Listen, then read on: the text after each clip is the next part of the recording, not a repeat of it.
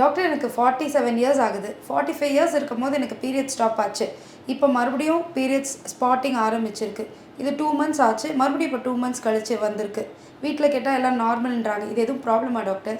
இந்த condition medical டேர்ம்ஸில் post menopausal bleeding சொல்லுவோம். மெனோபாஸ் வந்து ஒரு வருஷம் பீரியட்ஸ் அப்படியே கண்டினியூஸாக வராமல் இருந்து பீரியட்ஸ் வந்ததுன்னா அது பேர் போஸ்ட் மெனோபாசல் ப்ளீடிங். இந்த போஸ்ட் மெனோபாசல் ப்ளீடிங் இருக்கிறவங்க எப்பயுமே பீரியட்ஸ் கம்ப்ளீட்டாக 1 இயர் வராமல் இருந்து ஒரு தடவை ப்ளீடிங் வந்தாலும் கண்டிப்பாக இமீடியட்டாக டாக்டரை கன்சல்ட் பண்ணணும். இது ஏன்னா இந்த மாதிரி கண்டிஷன் இருக்கிறவங்களுக்கு ஒரு 10 to 15% கர்ப்பப்பை வாயிலையோ இல்லை கர்ப்பப்பைக்குள்ளேயோ கேன்சர் இருக்கிறதுக்கு வாய்ப்பு இருக்குது. இது வந்து 10 to 15% சான்சஸ் தான். இதை கேட்ட உடனே பயந்துட வேணாம். ஒரு தடவை ஸ்பாட் ப்ளீடிங்கோ இல்லை ஒரு மைல்டு ஸ்பாட்டிங் இருந்தாலும் நீங்கள் இமீடியட்டாக கைனகாலஜிஸ்ட்டை வந்து பார்க்கணும். கைனகாலஜிஸ்ட் வந்து நீங்கள் பார்த்த உடனே நாங்கள் அதுக்கு என்ன பண்ணுவோன்னா இமீடியட்டாக உங்களுக்கு ஹிஸ்ட்ரி எல்லாம் கேட்போம். முக்கியமான விஷயம் இந்த மாதிரி ப்ரெசென்ட் பண்ணுறவங்களோட வெயிட் என்னன்னு பார்ப்போம். இப்போ வெயிட் வந்து ஒரு ஹையர் சைடில் இருக்கிறாங்க அப்படின்னா இந்த பேஷண்ட்டுக்கு கர்ப்பப்பையில் உள்ள அதாவது எண்டோமெட்ரியம் இல்லை யூட்ரைன் சொல்லுவோம். ஸோ இதில் வந்து கேன்சர் இருக்கிறதுக்கு சான்சஸ் அதிகம். அதே மாதிரி அவங்க டயபெட்டிக்கான்னு பார்ப்போம். சில பேர் டயபெட்டிக் பேஷண்ட்டாக இருப்பாங்க, ஆனால் டயபெட்டிஸ்க்கு மெடிகேஷன்ஸ் ஒழுங்காக எடுக்காத இருப்பாங்க. ஸோ இந்த மாதிரி பேஷண்ட்டுக்கும்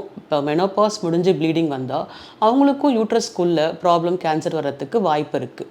ஸோ இந்த மாதிரி பேஷண்ட் ஹை ரிஸ்காக இருப்பாங்க இந்த ப்ராப்ளம் இருக்கிறவங்களுக்கு. செகண்ட் வந்து இந்த மாதிரி ப்ளீடிங் வர்றது சில பேருக்கு என்னன்னா ஹஸ்பண்ட் கூட சேர்ந்திருந்தா தான் ப்ளீடிங் வருது, மற்ற டைம் எங்களுக்கு ப்ளீடிங் இல்லைன்னு சொல்லுவாங்க. ஸோ இது வந்து என்ன ஆகுதுன்னா கர்ப்பப்பை வாய் அதாவது neck of the womb in medical term சர்விக்ஸ்ன்னு சொல்லுவோம். இந்த சர்விக்ஸில் ஒரு சின்ன புண்ணு இருந்தாலோ இல்லை சர்விக்ஸ்லையோ இல்லை வெஜைனாலேயோ ஏதாவது இன்ஃபெக்ஷன் எதாவது இருந்தாலோ இல்லை சர்விக்ஸில் வந்து புற்றுநோய் சர்விக்ஸ் கேன்சர் சொல்கிறோம் அது இருந்தாலோ இந்த மாதிரி ப்ளீடிங் ப்ரெசென்ட் பண்ணலாம். ஸோ இது வந்து தரவு ஹிஸ்ட்ரி எடுத்துட்டு அதுக்கப்புறம் நாங்கள் என்ன பண்ணுவோம், சில பேர் என்னாங்கன்னா மெனோபாஸ் முடிஞ்சதுக்கப்புறம் ஏதாவது சில ஹார்மோன்ஸ் எல்லாம் எடுப்பாங்க.